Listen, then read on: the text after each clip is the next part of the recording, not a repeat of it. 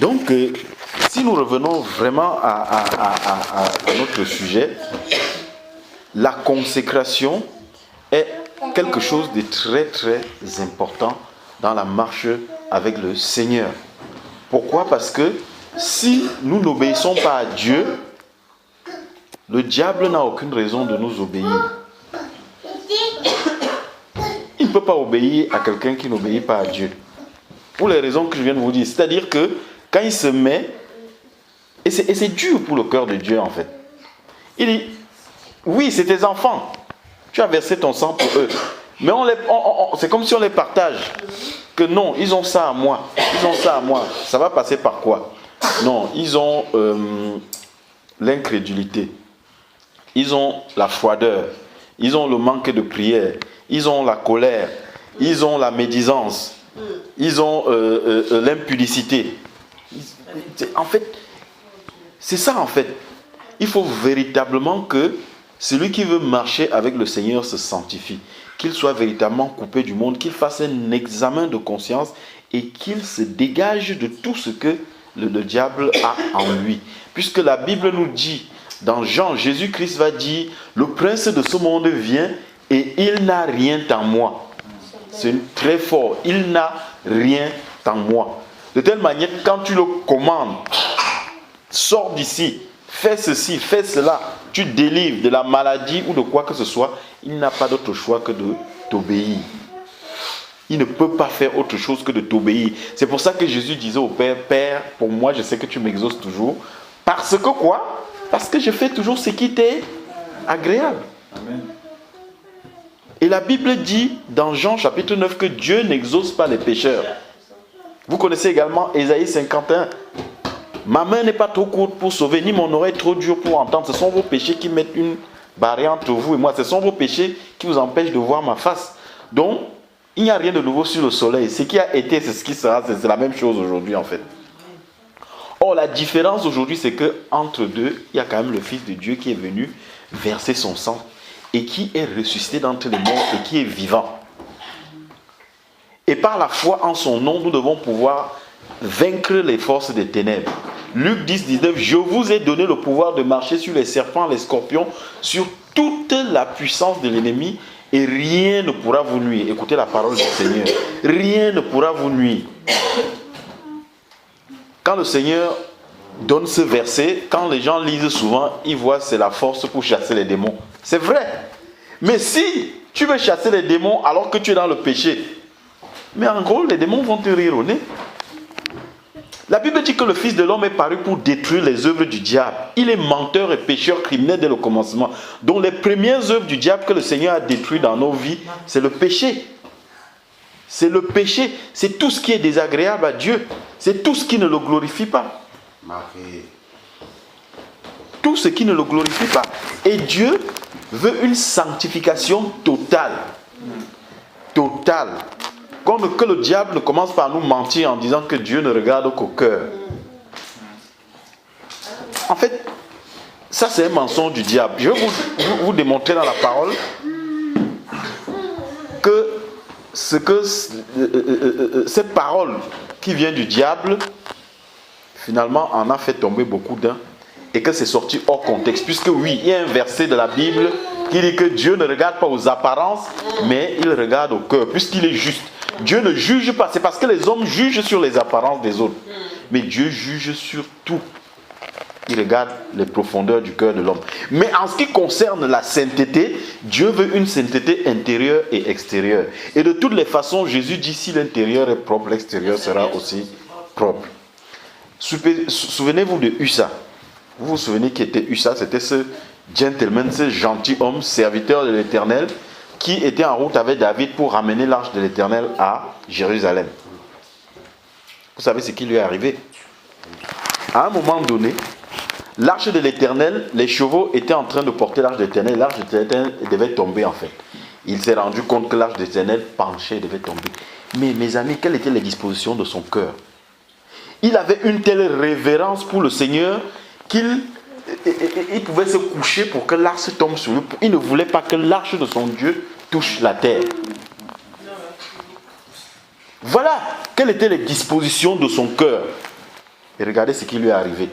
Avec cette disposition du cœur, comme on nous dit que Dieu ne regarde pas, Dieu ne regarde qu'au cœur et qu'il ne regarde pas ailleurs, Ussa a étendu la main pour toucher là, Dieu l'a frappé et il est mort sur place. Pourquoi? La sainteté, quand il s'agit de la sainteté, Dieu ne regarde pas que le cœur. Si Dieu avait regardé que le cœur de Ussa, Ussa ne serait pas mort. Mais Ussa savait qu'il n'était pas lévite, il n'avait pas le droit de porter la main sur l'arche de l'Éternel. Il a violé ce commandement. Et il pensait qu'il était, selon la révélation d'un autre serviteur de Dieu, qui est celle-là, il pensait qu'il était plus saint que la terre. Et ce serviteur de Dieu disait ceci: la terre n'a jamais désobéi à Dieu. Donc Dieu aurait préféré que son arche de l'Éternel tombe sur la terre que Ussa la touche en fait. Donc Ussa est mort parce qu'il a cru qu'il était plus saint que la terre. Pourtant lui il avait désobéi. Donc vous voyez, Dieu ne, en ce qui concerne donc la sainteté, Dieu regarde au cœur et à tout. L'extérieur, l'intérieur, tous nos actes. En tant qu'enfants de Dieu, nous devons donc ôter les œuvres des ténèbres de nos vies. Nous devons chasser tout ce qui est du diable. Et vous connaissez ce qui est du diable. L'orgueil du monde, l'orgueil de la vie. À ceux qui sont mariés, la soumission à votre mari. Si tu es une femme qui n'est pas soumise à ton mari, tu peux faire ce que tu veux, les démons ils ne vont pas t'obéir. Si tu es quelqu'un, tu cries sur ton mari. Si tu es quelqu'un qui voilà, il faut toutes ces choses. L'habillement, notre habillement. Nous devons regarder comment nous nous habillons. Notre manière de parler, nous devons regarder comment nous parlons. Est-ce que je reflète dans ma vie de tous les jours le caractère de Christ crucifié et ressuscité d'entre les morts? C'est la question que je dois véritablement me poser. Parce que sinon, l'ennemi va m'accuser. Il va dire: Christ est mort pour vous à la croix, mais regardez. Vice versa pour l'homme, à celui qui est marié. Tu dois aimer ta femme comme Christ a aimé l'Église et s'est offert pour elle. Et 1 Pierre 3 dit quoi? Tu dois l'honorer afin que rien ne vienne faire obstacle à tes prières. Donc vous voyez, tous ces éléments-là nous montrent que voilà d'où vient l'incrédulité. Vous voyez, c'est très important ce que je suis en train de vous montrer là. Comment c'est? Parce qu'on se pose souvent la question de comment avoir la foi. C'est souvent, il y a des gens qui vont faire des grands enseignements sur comment avoir la foi sans toucher à l'essentiel. La foi même, c'est un don de Dieu. Si vous regardez 1 Corinthiens 12, c'est un don de l'esprit. Et Dieu ne va donner ça qu'à ceux qui sont consacrés. C'est ça en fait. Donc si nous n'avons pas la foi suffisante, c'est parce que notre cœur nous condamne. C'est parce que lorsque nous allons vouloir faire quelque chose, Satan trouvera un moyen de dire: ils ont ça avec moi. Et là je manquerai de foi pour faire ce que j'ai à faire. Je vous assure, si nous marchons dans la sainteté, nous aurons la foi dont nous avons besoin pour faire les œuvres de Dieu. Sinon, on va faire des gros enseignements, mais quelqu'un va s'asseoir. Je vais dire à mon frère: aie la foi. Lui, de tout son cœur, il veut avoir la foi. Il va faire comment? Il est assis là, il cherche la foi, il veut avoir la foi pour faire toutes ces choses, mais il ne sait pas comment le faire. Et il y a un petit verset qui est caché dans la Bible, c'est celui de 1 Jean. Si notre cœur ne nous condamne pas, nous avons de l'assurance. L'assurance, c'est la foi. C'est quoi la définition de la foi dans la parole? La foi est une ferme assurance des choses qu'on espère, la démonstration de celles qu'on ne voit pas. Amen. Regardez comment ici on parle d'assurance et là-bas la définition de la foi c'est assurance. Donc, si quelqu'un veut avoir la foi suffisante pour faire les œuvres de Dieu, qu'il se sanctifie. Qu'il se sanctifie. Vous allez voir ce que Dieu va faire de vous si vous vous sanctifiez. Nous sommes souvent en train de faire comme si Dieu est caché quelque part et il ne veut pas nous utiliser. Seigneur, s'il te plaît, viens, prends-moi. Seigneur, s'il te plaît, je vais faire tes œuvres. Seigneur, s'il te plaît, mais Dieu nous regarde, il dit: mais ces enfants, moi j'ai donné ma vie pour vous. Comment se fait-il que je peux verser mon sang pour vous et ne pas vous utiliser? Comme quelqu'un qui paye cher des ouvriers et qui est dehors, il travaille seul. Il laisse les ouvriers à la maison dormir. Non. Il frappe, il veut nous utiliser, mais il y a des barrières, il y a des hauts lieux que nous-mêmes nous avons érigés dans notre vie pour empêcher Dieu de nous utiliser. Il y a et quand je vous parle de cela, regardez, allons lire, alors, je pense que c'est 2 Timothée, je crois, ou 1 Timothée, je ne sais plus. Voilà, 2 Timothée chapitre 2. Regardez ce que 2 Timothée chapitre 2 dit. Dans une maison, il n'y a pas seulement un vase d'or et d'argent. Pardon, 2 Timothée chapitre 2 au verset 20. Donc, dans une maison, il n'y a pas seulement des vases d'or et d'argent, mais il y a aussi de bois et de terre. Les uns sont des vases d'honneur, les autres sont des vases d'un usage vil. Si donc quelqu'un se conserve pur, regardez, si donc quelqu'un se conserve pur et s'abstient de ces choses, il sera un vase d'honneur sanctifié, utile à son maître et propre à toute bonne œuvre. Amen. Voilà, c'est les choses que je suis en train de vous dire. C'est-à-dire que si tu te sanctifies, tu te conserves pur, Dieu va t'utiliser, tu seras un vase d'honneur. La maison représente quoi aujourd'hui? La maison représente le monde. Dans le monde, il y a des vases d'honneur et des vases d'un usage vil. Ça, c'est ce qu'on peut penser en premier abord. Mais l'apôtre Paul n'est pas en train de parler du monde. L'apôtre Paul parle de l'église. Concrètement, ce qu'on peut voir, la maison. Il y a des chrétiens qui ne servent à rien à Dieu. Il y a des chrétiens qui ne servent à rien au Seigneur, qui sont des vases. Parce que quand Jésus dit, et le serviteur inutile, jetez-le dehors. Le païen, ce n'est pas le serviteur inutile de Dieu. Le païen n'a pas accepté Dieu. Le serviteur inutile, c'est celui qui a confessé Christ comme Seigneur et Sauveur, mais qui a continué à vivre pour lui-même. Et qui ne s'est pas soucié des choses du royaume de Dieu. Est-ce que je vis pour moi-même ou je vis pour le Seigneur? La question que je me pose véritablement, est-ce que j'utilise Dieu pour avoir une bonne vie comme on voit la majorité? Malheureusement, c'est malheureux. Mais aujourd'hui, les chrétiens qui deviennent des enfants de Dieu vont plutôt utiliser Dieu pour avoir une bonne vie que de vivre pour Dieu. On va venir à l'église heureux parce que Dieu m'a donné une belle maison, il m'a donné tout ça, c'est bien. Mais notre cœur va être entièrement porté à ces choses. Dieu, le travail, Dieu, donne-moi ceci, Dieu, je veux ceci. Et on va même bénir le Seigneur, on va prier fort, on va même avoir des larmes. Mais uniquement pour ces choses-là. Ça, c'est un vase d'un usage vil. Parce que Dieu nous apprend que toutes ces choses-là vont passer. Ça n'aidera à rien au royaume de Dieu. Mais Dieu est bon, il veut que nous vivions heureux sur la terre. C'est pour ça qu'il nous donne ces choses. Mais il ne faut pas que ces choses nous fassent perdre la vision du royaume de Dieu. Nous fassent oublier ce pourquoi nous sommes sur la terre. C'est-à-dire de vivre pour le Seigneur. Quand je me lève le matin, avant de poser mon pied sur la terre, je me pose déjà la question, qu'est-ce que Dieu veut que je fasse aujourd'hui pour l'avancement de son royaume? Ma prière est déjà dirigée comme ça dès la première heure de la journée. Qu'est-ce que tu veux que je fasse pour toi aujourd'hui, Seigneur? Est-ce que mon cœur est en peine quand je regarde autour de moi et je vois que Jésus n'est pas glorifié et adoré? Ou bien je pleure plutôt parce que je n'ai pas de travail, ou je pleure plutôt parce que je n'ai pas telle ou telle autre chose que je désire fortement dans mon existence. Est-ce que mon cœur fait mal parce que je vois que le Fils de Dieu a versé son sang et qu'à côté, le monde adore le diable? C'est ça, un vase d'honneur.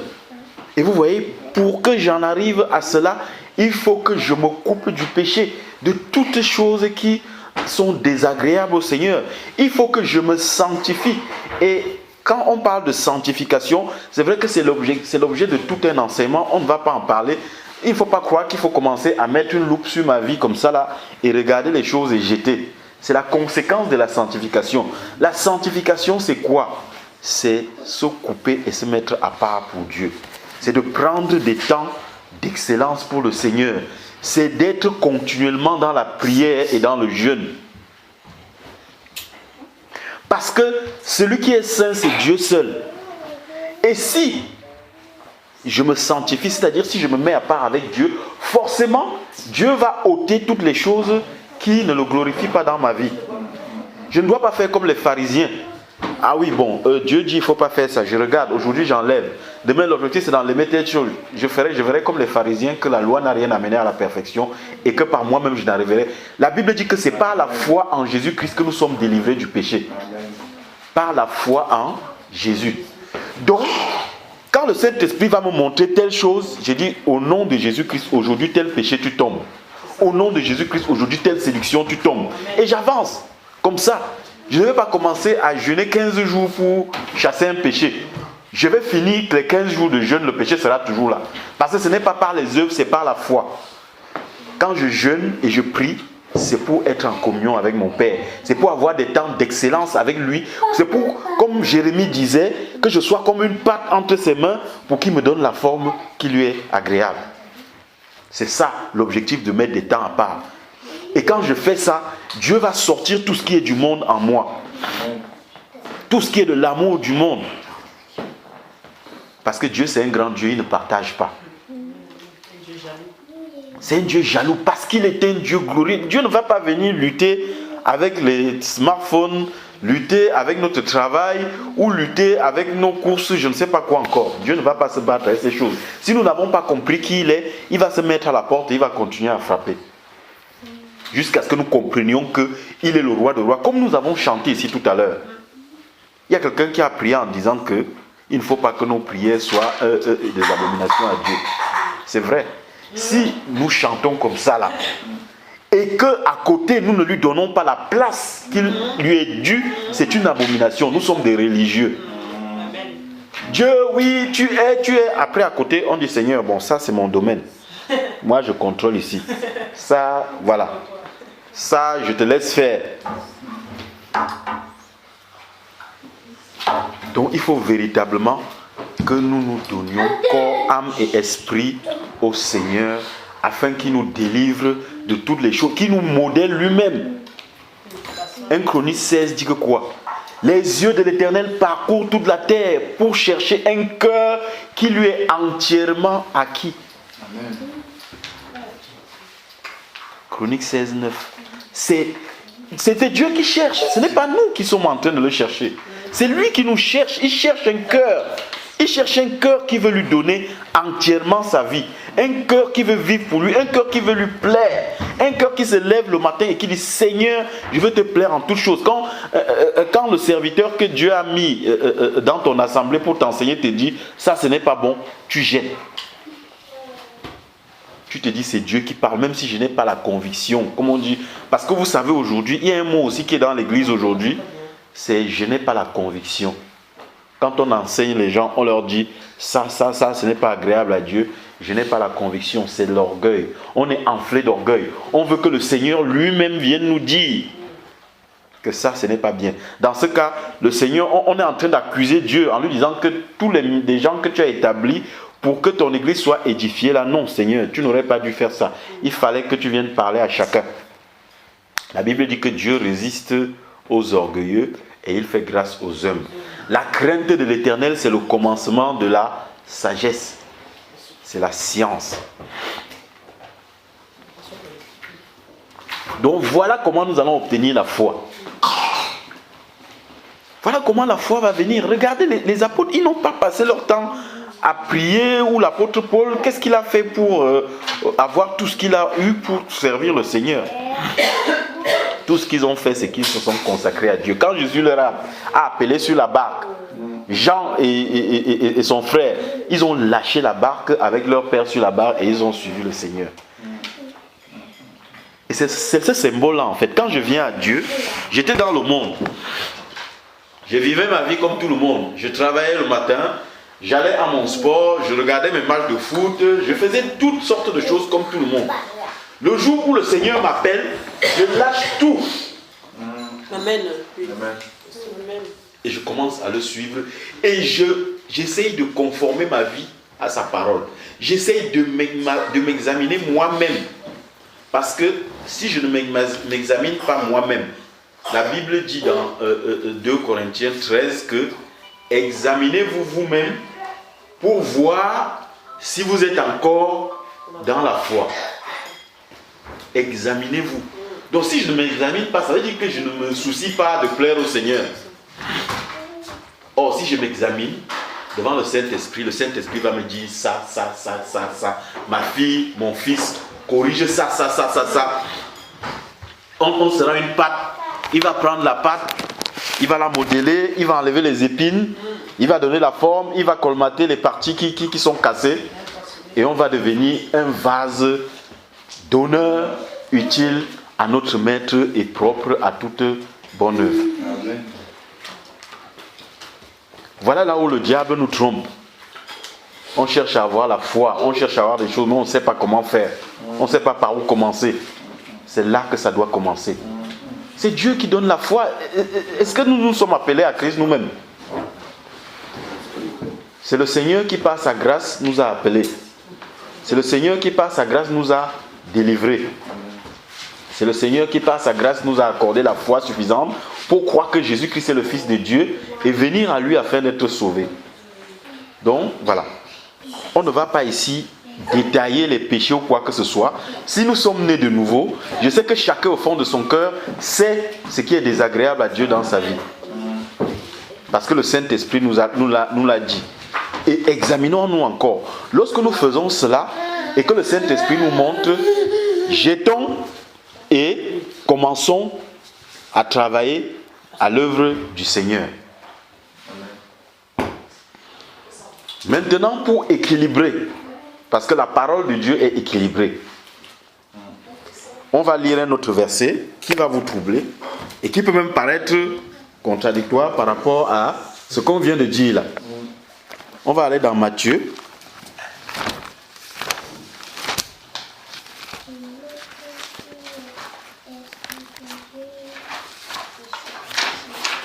Donc Matthieu chapitre 7. 7 verset 22. Matthieu chapitre 7 verset 22. Plusieurs me diront en ce jour-là, Seigneur, Seigneur, n'avons-nous pas prophétisé en ton nom? N'avons-nous pas chassé des démons en ton nom? Et n'avons-nous pas fait beaucoup de miracles en ton nom? Alors je leur dirai ouvertement, je ne vous ai jamais connu. Retirez-vous de moi, vous qui commettez l'iniquité. Il y a un autre verset dans Actes des Apôtres, chapitre 5 et 4, où l'apôtre Pierre va dire, ce n'est pas par notre piété que nous ayons fait marcher ce paralytique, mais c'est par le nom de Jésus-Christ qu'il est debout et il marche. Donc regardez, ici Jésus dit que certaines personnes vont accomplir des miracles, entre guillemets, même vivant dans le péché. Comment est-ce qu'on explique ça? En fait. Avec le nom de Jésus. Comment? Avec le nom de Jésus qui est la puissance. Avec le nom de Jésus, effectivement, mais on a vu que tu peux prononcer. Regardons les fils de Séba dans Actes des Apôtres. Ils ont prononcé le nom de Jésus. Ils ont dit au nom de ce Jésus que Pierre prêche, que Paul prêche, je t'ordonne. Nous savons ce que les démons ont fait d'eux. Donc, si tu prononces le nom de Jésus et tu es dans le péché, Satan peut te persécuter. Satan va même s'énerver. Oui. Vous savez pourquoi le diable s'est énervé contre ces gars-là? Parce qu'ils ne voulaient pas respecter leur contrat. Non mais je signe un contrat avec toi. Tu m'appartiens, je t'appartiens. Nous sommes ensemble. Nous faisons un. Et un matin, tu te lèves, tu ne veux plus respecter le contrat, tu me chasses. Je sais que Jésus, c'est le Fils de Dieu. Je sais que Pierre a dit qu'il ne m'appartient plus. Toi, c'est qui? Et là, le diable les a saisis et les a corrigés. Donc, voilà, c'était des égoïstes. Ils ne voulaient pas accepter le Seigneur, mais ils voulaient manifester la puissance de Dieu. Voilà pourquoi Dieu a laissé le diable les corriger. Donc, ça prouve que le chrétien qui prie en péchant peut même être persécuté. Le diable va s'énerver contre toi et Dieu ne va rien faire. Parce que tu as signé un contrat avec lui, tu ne peux pas respecter les termes du contrat. Et comme lui en plus, ce n'est même pas quelqu'un de gentil, mais il va te corriger. C'est pour ça qu'il y a certains chrétiens qui ne comprennent pas pourquoi dans certaines situations, quand ils prient, la chose s'empire. Parce qu'il n'y a pas de repentance. Toute prière devant le Seigneur doit commencer par la repentance. Tu commences à dire, Seigneur, enlève-le, Seigneur, chasse-le, Seigneur, je ne veux pas. Mais il va s'énerver contre toi. Tu as ce qui lui appartient. Tu as péché, tu l'invites dans ta vie et tu commences à pleurer. Imaginons une femme, par exemple, qui a commis l'adultère. Elle a un esprit incube et succube qui vient coucher avec elle toutes les nuits. Elle est chrétienne, elle commence à comprendre que c'est dur. Elle ne s'est jamais repentie. Elle commence à crier, Seigneur, ôte, chasse. La nuit, le gars va revenir encore et il va coucher 10 fois avec elle. En force, elle ne comprendra pas ce qui lui arrive. Parce qu'elle avait signé un contrat en allant commettre l'adultère avec le diable. Et qu'elle n'a pas dénoncé les termes du contrat. Pour dénoncer donc, il faut se repentir et se détourner. C'est pour ça que la repentance, c'est une clé, c'est quelque chose de vraiment important. Donc ici, Jésus est en train de citer effectivement des cas où des gens sont en train de faire des miracles et faire beaucoup d'autres choses tout en étant dans le péché. Bon, il y a quelqu'un qui a donné un début à la réponse en fait. C'est quoi la raison? Les hommes, quand ils manifestent la puissance de Dieu, peuvent tomber dans l'orgueil. Ce que la Bible nous fait comprendre, c'est que quoi? Si quelqu'un est vraiment dans le péché et est contre Dieu, Dieu ne va pas venir le prendre et l'utiliser sans lui montrer son péché. Ce n'est pas biblique. Dieu, s'il vient, tu es dans le péché, il va te dire, repens-toi et viens à mon fils. Par contre, il y a des serviteurs de Dieu qui ont commencé, ils étaient sanctifiés, ils sont mis après, ils ont commencé à servir Dieu et ils sont tombés dans l'orgueil. Ils ont commencé à confondre la puissance de Dieu, c'est-à-dire les dons du Saint-Esprit et les fruits du Saint-Esprit. Ils ont cru que parce qu'ils font des miracles et parce qu'ils font beaucoup de choses, Dieu est en accord avec tout ce qu'ils font. Ils n'ont pu travailler dans la sainteté. Dieu ne va pas reprendre ses dons en fait. Parce que Dieu veut sauver. À ce moment-là, la puissance de Dieu va continuer à se manifester dans leur vie, même s'il y a le péché. Vous voyez la nuance. Mais Dieu les met en garde. C'est pour ça que ce verset est dans la Bible. Pour que même celui qui manifeste la puissance de Dieu et qui fait tout, je vous assure, l'orgueil est très vite arrivé.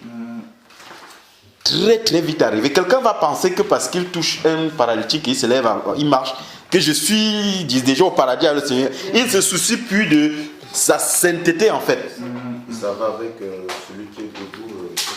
Exactement. Gloire à Dieu. Que celui qui est debout, qu'il prenne garde de ne pas tomber. Parce que quand tu es toujours en train de critiquer ton frère, oui, tu es comme si, oui, tu as fait ça, oui, tu as fait ça, toi-même là, un jour tu vas aussi tomber, tu vas te renverser, tu verras. Donc c'est pour ça qu'il y a ce verset dans la Bible. Jésus voulait faire comprendre aux personnes que quoi? Ce que tu es en train de manifester là, c'est ma puissance. Ce n'est pas toi. Tu ne peux en tirer aucune gloire. Parce que si Dieu te laisse seul, tu ne peux guérir personne. Tu ne peux rien faire. Donc c'est la puissance de Dieu qui manifeste. Donc ce n'est pas ça qui va te faire rentrer dans le royaume de Dieu. Non. C'est ta sanctification purifié par le sang de l'agneau. C'est ça qui te fera rentrer dans le royaume de Dieu. C'est ce que beaucoup confondent. Et c'est comme ça que le diable en a fait tomber beaucoup. Et c'est comme ça que le diable également séduit beaucoup d'enfants de Dieu. On voit quelqu'un faire beaucoup de miracles. Au lieu de regarder sa vie, Jésus avait dit, vous reconnaîtrez un arbre à ses fruits. Au lieu de scruter sa vie pour voir si c'est un véritable serviteur de Dieu, on dit seulement parce qu'il a fait des miracles, c'est bon. Non. Jésus a dit que beaucoup viendront à mon nom, comme si c'était moi-même. Ils feront beaucoup de miracles pour séduire, s'il était possible, même les élus. Donc vous voyez, tout enfant de Dieu, Dieu demande la même chose à tous ses enfants. Tu es ressuscité 10 morts, tu as fait toutes sortes de choses. Si tu ne marches pas dans la sainteté, ça ne sert à rien. Tu iras en enfer avec tout ça. Jésus te dira, je ne t'ai jamais connu. Retire-toi de moi, toi qui commets l'iniquité. Et vous voyez, pour vous prouver ce que je dis, Dieu parle forcément ici des chrétiens rétrogrades. il parle sûrement des chrétiens rétrogrades. Pourquoi? Il y a un verset dans Ézéchiel qui dit ceci. Si le juste se détourne de sa justice et qu'il commet l'iniquité, toute sa justice sera oubliée. Toute sa justice sera oubliée. Parce que quand Dieu dit « je ne t'ai jamais connu », on dit souvent ça, on prêche souvent ça aux chrétiens. Pourtant, normalement, Jésus nous a connus. Pourquoi est-ce qu'il dit « je ne t'ai jamais connu » alors qu'à un moment donné de ta vie, il t'a vraiment connu, il a marché avec toi? C'est à cause d'Ézéchiel. C'est que si tu tombes dans le péché, dans l'iniquité, ton nom est effacé. Dieu dit « je ne t'ai jamais connu ». Donc ça s'adresse vraiment aux chrétiens. Donc vous voyez, ça concerne les chrétiens rétrogrades. C'est pour ça qu'on ne comprend pas souvent. On enseigne, on dit il faut être saint pour servir Dieu.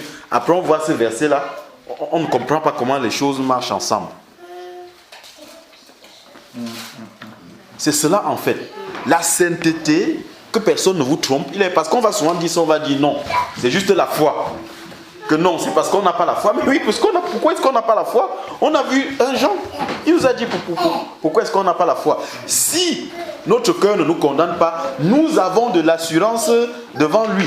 Quoi que ce soit que nous le demandons, nous le recevons de lui parce que nous faisons ce qui lui est agréable. Amen. Par contre, si j'ai déjà reçu la puissance de guérison, et que je continue, je tombe dans le péché, Dieu ne va pas dire je reprends ma puissance de guérison parce que Dieu veut guérir, Dieu veut sauver.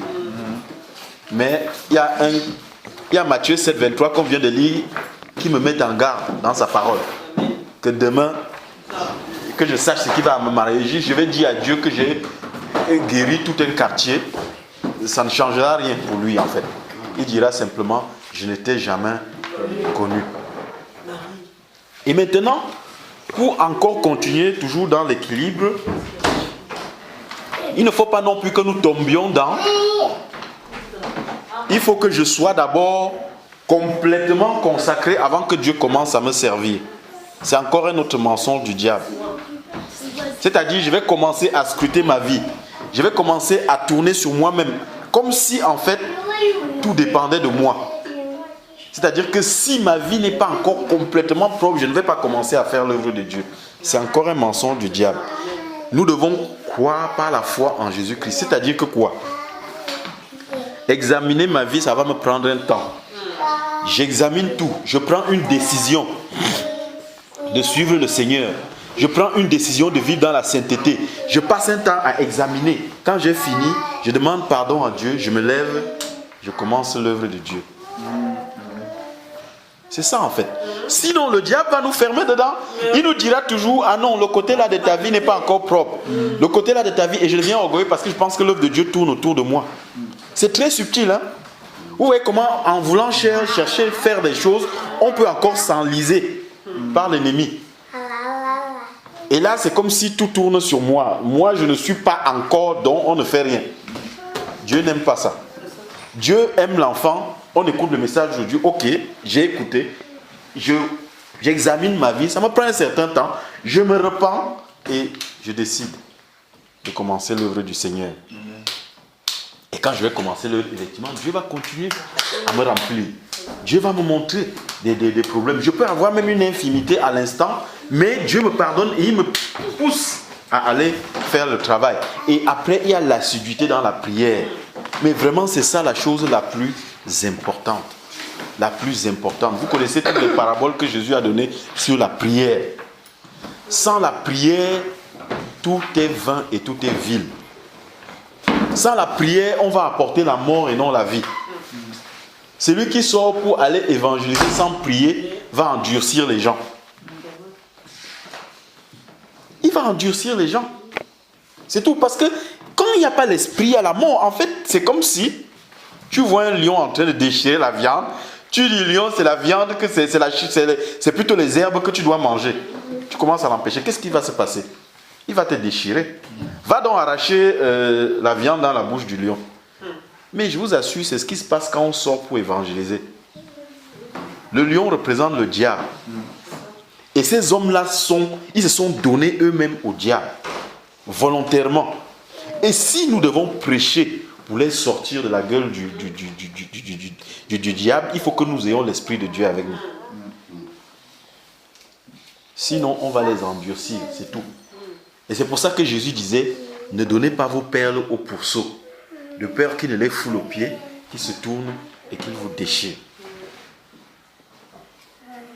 Donc on doit être conduit par l'Esprit. Tu peux aller quelque part en train de prêcher l'évangile, tu es en train de jeter les perles au pourceau. C'est pas le moment. Jésus lui-même à un moment donné va arrêter Paul. Il devait rentrer en Asie et l'Esprit de Dieu les empêche de rentrer en Asie et les conduit plutôt ailleurs.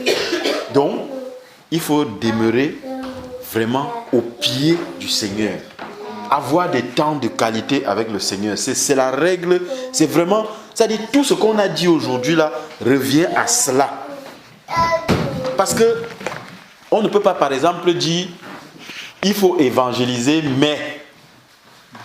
Non, pardon, pas il faut évangéliser mais il faut prier mais il faut évangéliser.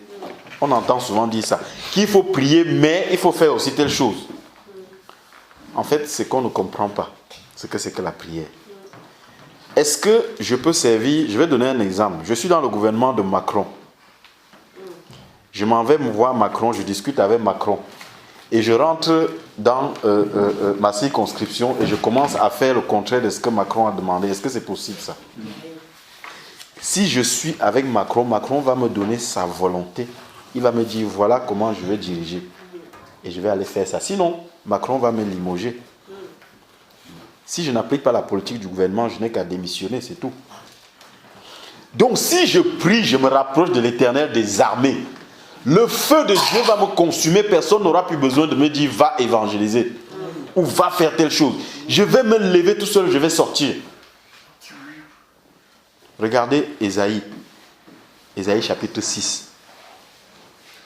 Quand Ésaïe s'est retrouvé face à face avec le Dieu vivant.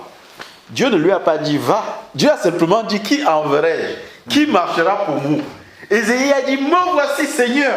Envoie-moi. Il était en face du roi des rois. Sa volonté lui a été révélée. Si je vois un enfant de Dieu qui ne témoigne pas, qui ne fait pas ce que Dieu, ça veut dire qu'il n'a pas encore une communion avec le Seigneur. Je dois le pousser à prier, à aller dans le lieu secret, à chercher le Seigneur. Parce que quand tu vas le chercher, tu vas le trouver, tu vas le connaître, tu vas le servir, tu vas l'aimer. Et le service viendra comme le débordement de l'amour que tu as pour lui. Amen. Tout service de Dieu qui n'est pas fondé sur l'amour n'est que la religion. Amen. Parce que c'est écrit comme ça, il faut que je fasse ça. Dieu dit il faut que j'évangélise, je sors, j'évangélise. C'est la religion. C'est la religion pure et simple. Ça doit être basé sur l'amour et une communion avec Dieu. Nous ne pouvons pas faire l'œuvre de Dieu plus que Dieu lui-même. Nous ne pouvons pas être comme ces chevaux qu'on fouette et ils se mettent à courir dans tous les sens. Nous devons aller au pied du Seigneur. Si quelqu'un va au pied du Seigneur et il reçoit, mais regardez, Pierre lui-même, quand il était en face de Jésus, Jésus dit, éloigne-toi de moi, car je ne suis qu'un pécheur. Le Seigneur lui a dit quoi? T'inquiète pas, je ferai de toi un pécheur d'homme. Pierre s'est levé et l'a suivi. C'est-à-dire que Pierre ne voulait même pas, Pierre trouvait qu'il n'était pas digne d'être son serviteur, qu'il n'était pas digne d'être à côté de lui. C'est Jésus qui lui a dit non, t'inquiète pas, viens et je vais tout faire. Donc c'est vraiment cela la clé. Sortons du monde, sortons de toutes les choses qui nous occupent, sortons de toutes ces choses qui nous prennent énormément de temps. Commençons à vraiment vivre pour le royaume de Dieu comme Jésus l'a fait à partir de 12 ans. Quand il lâche toute sa famille et il va dans le temple pendant 3 jours. Vous vous imaginez, on se demande comment est-ce qu'il mangeait là-bas, qu'est-ce qui le nourrissait. 3 jours déjà jeune. Ça se trouve déjà à cet âge-là, il a jeûné pendant 3 jours. Il était dans le temple. Et il a dit quelque chose que ses parents n'avaient pas compris. Ne savez-vous pas qu'il faut que je m'occupe des affaires de mon père? En fait, c'est tout ce que nous devons dire dès que nous devenons chrétiens. Quand on va encore nous appeler dans toutes les activités du monde, mais ne savez-vous pas que je dois m'occuper des affaires du Père maintenant? Je dois vivre pour cela. Je dois vivre pour Jésus. Comme dit l'apôtre Paul, si un seul est mort, alors tous ne vivent que pour celui qui est mort pour eux. Vous êtes mort et votre vie est cachée en Christ. Recherchez les choses d'en haut et non celles qui sont sur la terre. Car vous êtes mort et votre vie est cachée en Christ. Et lorsque Christ paraîtra, votre vie paraîtra aussi avec lui dans la gloire. Donc si nous avons cette pensée du royaume de Dieu, je vous assure, Dieu va nous utiliser. Il n'y aura pas, mais il n'y aura aucun problème. Ça va arriver sans aucun doute. Il a dit, cherchez et vous trouverez. Frappez et on vous ouvrira. Car quiconque cherche trouve et on ouvre à celui qui frappe. Donc, si je vois que je n'arrive pas à faire quelque chose, demeure dans la prière, demeure à genoux devant lui jour et nuit. Tu vas voir sa gloire se manifester. Sa gloire va se manifester certainement. Certainement. Et nous avons foi que Dieu est en train de diriger une nouvelle église, des nouveaux membres qui vont impacter le monde et qui ne vont plus vivre dans la religion et la religiosité. Qui vont vraiment commencer à manifester la puissance de Dieu comme on le voit dans les actes des apôtres. On le voit maintenant régulièrement. Afin que les captifs soient délivrés. C'est-à-dire quand je marche, c'est ça que Dieu veut que nous ayons en fait. Que nous ayons l'amour de Dieu et que nous ayons l'amour de ces personnes. Parce que souvent les chrétiens font comme si Jésus est mort que pour eux. Il est mort pour tous ces hommes qui sont dehors, qui ne connaissent pas Dieu. Et je dois être au pied du Seigneur tout le temps. En fait, ça doit être ma seule quête sur la terre. Ça doit être ma raison de vivre en fait. Mon souffle, c'est ça. Et ce que je vous dis, c'est pas les choses que je dis, c'est biblique. Lisons Jean chapitre 15, vous allez voir ce que Jésus lui-même a dit.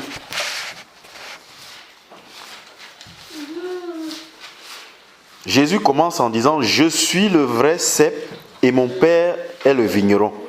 Tout sarment qui est en moi et qui ne porte pas du fruit, il le retranche, et le sarment qui porte du fruit, il l'émonde afin qu'il porte encore du fruit. » En moi, c'est quoi? C'est être un chrétien. Donc tout chrétien qui dit qu'il est chrétien et qui ne porte pas du fruit, il sera retranché. Donc ça vous fait rappeler Matthieu 7 qu'on a lu tout à l'heure. Je ne t'ai jamais connu. Il sera retranché parce qu'il ne porte pas du fruit. Pourquoi est-ce que je ne porterai pas du fruit? Parce que forcément je ne suis pas en communion avec le Père, parce que je ne suis pas sanctifié. C'est ça en fait. C'est pour ça que je ne porterai pas du fruit. Si je suis sanctifié et que je suis mis à part, je vais forcément porter du fruit. Vous allez voir le fruit dont le Seigneur parle ici. Donc il continue. Déjà vous êtes purs à cause de la parole que je vous ai annoncée. Donc vous voyez, Jésus leur fait comprendre que la pureté est déjà là. Si le fruit dont Jésus parlait ici, il parlait de la sainteté comme nous comprenons, c'est-à-dire être sans péché, il ne leur dirait pas déjà vous êtes purs. Il leur dit déjà vous êtes purs à cause de la parole que je vous ai annoncée. Demeurez en moi et je demeurerai en vous. Comme le sarment ne peut de lui-même porter du fruit, s'il ne demeure attaché au cep, ainsi vous ne pouvez non plus si vous ne demeurez en moi. Je suis le cep, vous êtes les sarments. Celui qui demeure en moi et en qui je demeure porte beaucoup de fruits, car sans moi vous ne pouvez rien faire. C'est tout ce que le Seigneur m'a permis de vous dire ici tout à l'heure. Si nous demeurons en Christ, nous allons porter du fruit. C'est ça en fait. L'exhortation est venue du témoignage de la sœur. Par rapport à ce que Dieu veut que nous sachions. C'est-à-dire, la puissance de Dieu est en nous. Et nous voyons que nous ne la manifestons pas parce que nous manquons de foi. Et le Seigneur nous a conduit à expliquer pourquoi il n'y a pas la foi. C'est parce que nous ne sommes pas sanctifiés et que nous ne demeurons pas auprès du Seigneur. Nous ne sommes pas sanctifiés, pourquoi? Parce qu'on ne demeure pas auprès de lui. Personne ne peut me dire qu'il est allé à Dieu gémissant pour ces choses. Je ne parle pas des religieux. Je ne dis pas qu'il y a des gens qui prient du soir jusqu'au matin. Qui prient même 7 heures par jour, mais rien ne change dans leur vie. Vous savez pourquoi? Parce que c'est des religieux. Parce qu'ils prient pour prier. Imaginons nous, on est ici. On voit ce qui se passe dans le monde aujourd'hui. On voit ce qui est. Je me mets devant le Seigneur. Je loue. Après, je prie. Je glorifie le Seigneur. Après, je parle de mon travail. Après, je fais plein de choses. Je prie. et toute la prière est tournée vers moi. Je peux prier comme ça pendant 4 heures, 5 heures de temps. Rien ne se passera. Parce que je suis comme l'église de Laodicée, où je pense que tout va bien alors que tout va mal, où je pense que je vois alors que je suis aveugle, où je pense que je suis vêtu alors que je suis nu. Parce que je ne ressens pas ma misère. Vous comprenez bien le sens. Quand le Seigneur disait revenez à moi de tout votre cœur, qu'il y a une personne qui est revenue à moi faussement, vous revenez à moi de tout votre cœur. C'est que quand je vais aller vers le Seigneur, je vais déjà être humble, je vais confesser ce qui ne va pas et je vais commencer à reconnaître ce qui ne va pas dans ma vie et à reconnaître l'état de l'église aujourd'hui. Le chrétien qui n'est pas en peine par ce qu'il voit dans ce monde aujourd'hui, parce qu'il voit dans l'église aujourd'hui, c'est un aveugle. C'est un aveugle. C'est ce sens-là, c'est celui qui revient au Seigneur avec des larmes, avec des lamentations, parce qu'il voit sa misère, il voit sa nudité, il voit à quel point, en tant que chrétien, il n'impacte pas sa ville, il n'impacte pas son quartier, il n'impacte personne, il n'arrive pas à faire ce que Dieu lui demande de faire. Tu passes ton temps devant le Seigneur pour pleurer et le chercher de cette manière-là, et tu cherches le Seigneur parce que tu veux voir ce qui est écrit dans la parole.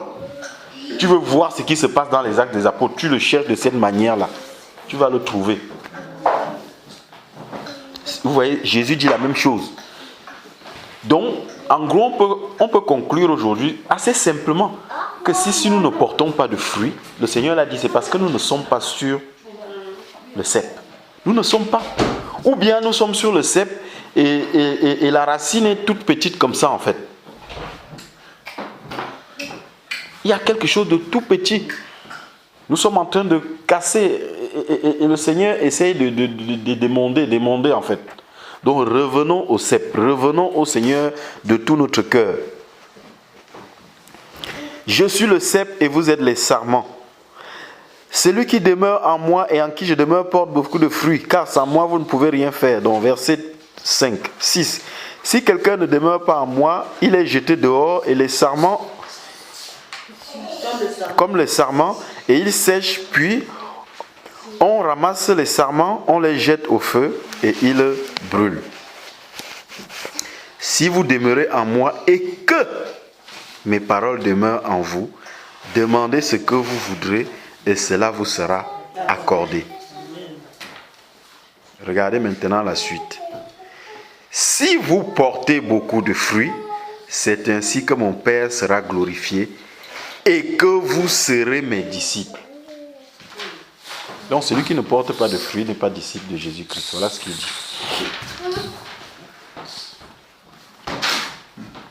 C'est fort.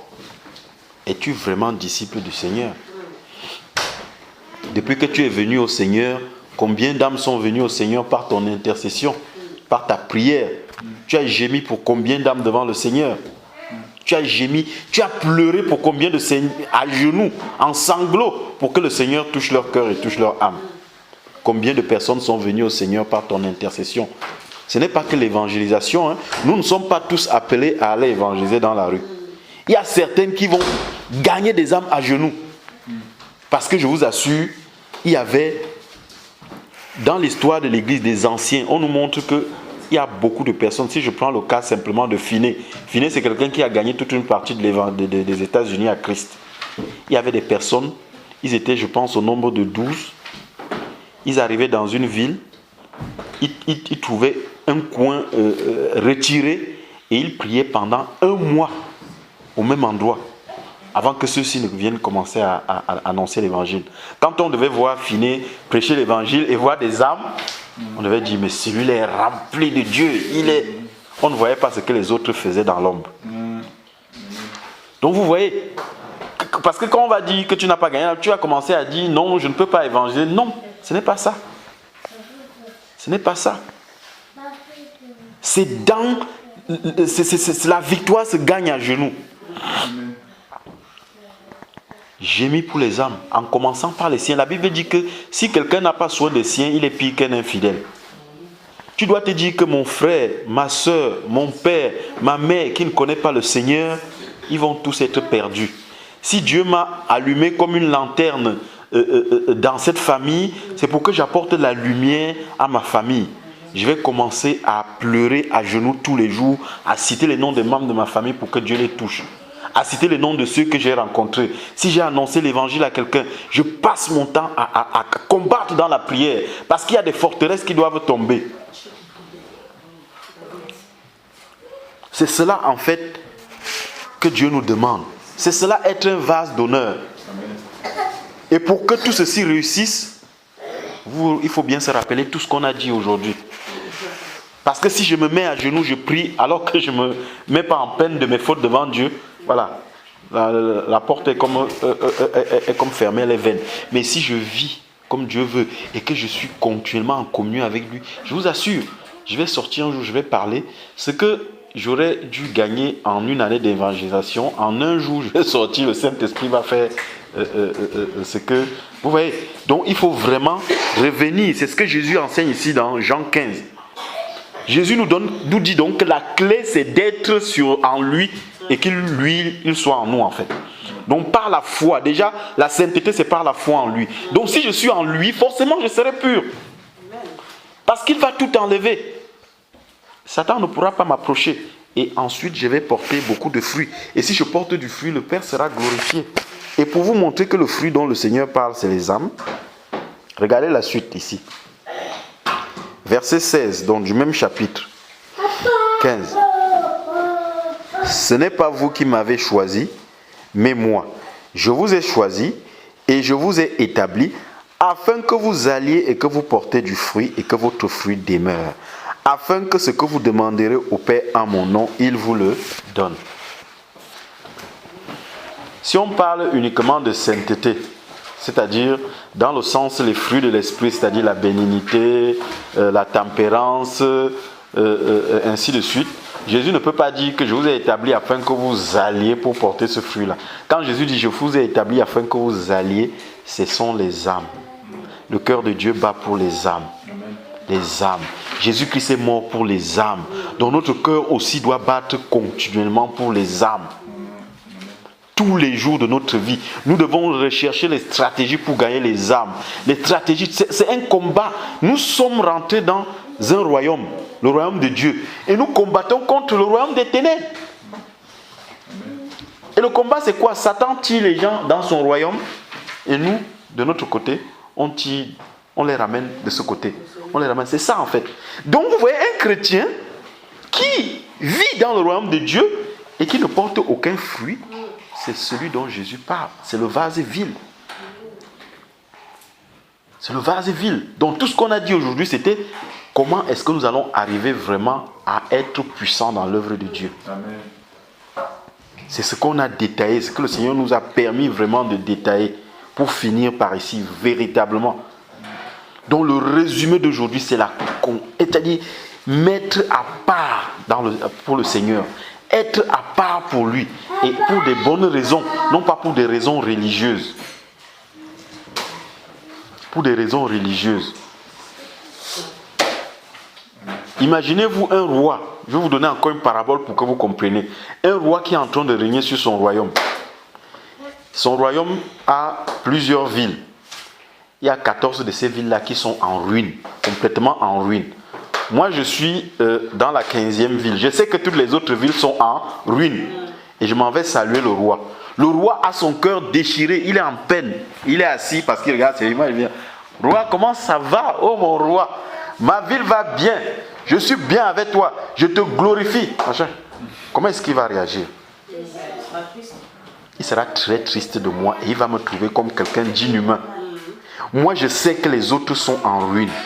Mais parce que chez moi, ça va bien.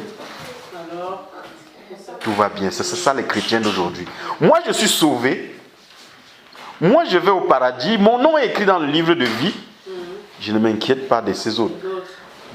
De ceux qui vont aller dans le lac de feu. Donc vous voyez, c'est ça qui va créer la misère dans nos cœurs. C'est ça qui va faire que nous ne puissions plus. Oui, on a des temps comme ça, on va louer notre Seigneur parce qu'il est sauvé. Mais le gros de nos temps, nous allons être à genoux en train de pleurer. Les larmes vont ruisseler de nos joues. Parce qu'on veut voir la gloire de Dieu. On veut voir le Seigneur commencer vraiment à faire des choses pour nous. commencer vraiment à sauver toutes ces personnes. Il a dit que sa main n'est pas trop courte pour sauver. N'est-ce pas lui qui l'a dit? Rappelons-lui sa parole. Dieu dit, ta main n'est pas trop courte pour sauver. Voici mon quartier. Dieu est capable. Mais Dieu veut utiliser des personnes. Il y a une autre personne qui avait prié aujourd'hui en disant, Dieu a besoin de nous utiliser pour faire des choses sur la terre. La loi est comme ça en fait. C'est pour ça que Dieu a dû se faire homme pour venir sur la terre nous sauver. Dès le commencement, quand Adam et Ève ont décidé de dire à Dieu que désormais nous sommes notre propre Dieu. Nous allons faire ce que nous voulons. Indépendamment de toi, ce jour-là, Dieu s'est retiré et Dieu a appliqué ce que Adam et Ève avaient demandé. Parce qu'ils étaient en train d'obéir au diable, ils sont tombés dans le pouvoir entre les mains du diable.